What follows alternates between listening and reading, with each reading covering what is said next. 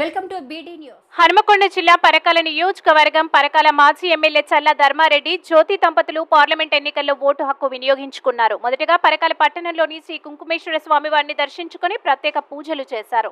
అనంతరం polling booth కు వెళ్లి ఓటు వేశారు. అనంతరం మీడియాతో వారు మాట్లాడుతూ పార్లమెంట్ ఎన్నికల్లో ప్రజలంతా బీఆర్ఎస్ వైపే ఉన్నారని, వరంగల్ అభ్యర్థి సుధీర్ కుమార్ గెలుపు ఖాయం, రాష్ట్రంలో అత్యధిక స్థానాల్లో బీఆర్ఎస్ అభ్యర్థులు గెలవడం ఖాయమని ధీమా వ్యక్తం చేశారు. ओम अघोरेभ्यो घोरेभ्यो घोरघोरतरेभ्यः सर्वेभ्यः सर्वेभ्यो नमस्ते अस्तुरुद्ररूपेभ्यः राजाधिराजाय प्रसह्यसाहिने नमो वयं वै श्रवणाय कुर्महे समे कामान् कामकामाय मह्यम् कामेश्वरो वै श्रवणो ददातु कुबेराय वै श्रवणाय महाराजाय नमः। ओम तद्ब्रह्मा ओम ब्रह्मणो वेद अमृतेनावृताम्बुरे तस्मै ब्रह्म च ब्रह्मा च आयुः कीर्तिं प्रजां ददुः।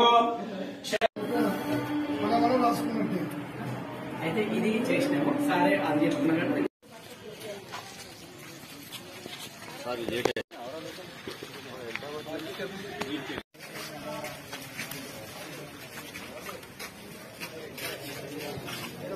Hey. Sir.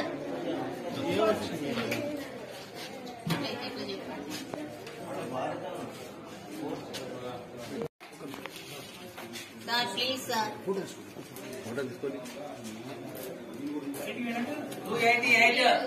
బయటికి వెళ్ళినాక తీసుకోండి సార్. సార్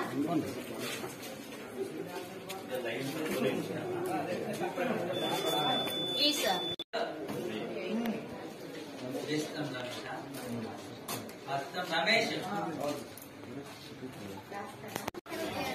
అందులో ఉందా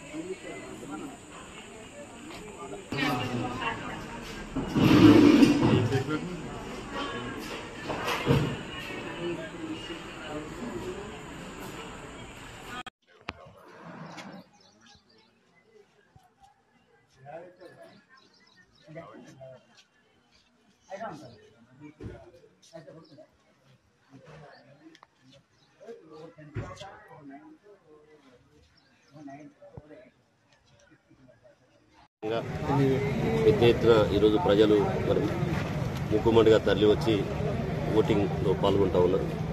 ఇప్పటివరకే 20-25% పోల్ జరగడం జరిగింది. ఎక్కడ చూసినా మరి బీఆర్ఎస్ పార్టీని గెలిపించుకోవాలి, మొన్న జరిగిన తప్పిదాలను మరి మళ్ళీ జరగకుండా చూసుకోవాలని చెప్పి ప్రజలే ముందుకు వస్తూ ఉన్నారు.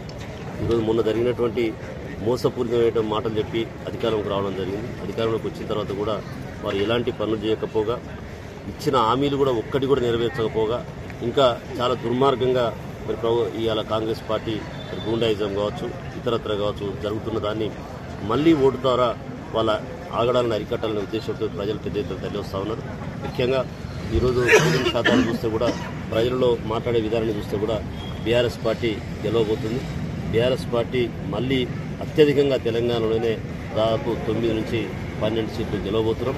పరకాల్లో కూడా పెద్ద ఎత్తున పోలింగ్ శాతం పెరిగింది. మరి ఈరోజు ప్రజల్లో ఒక రకమైన మార్పు వచ్చింది.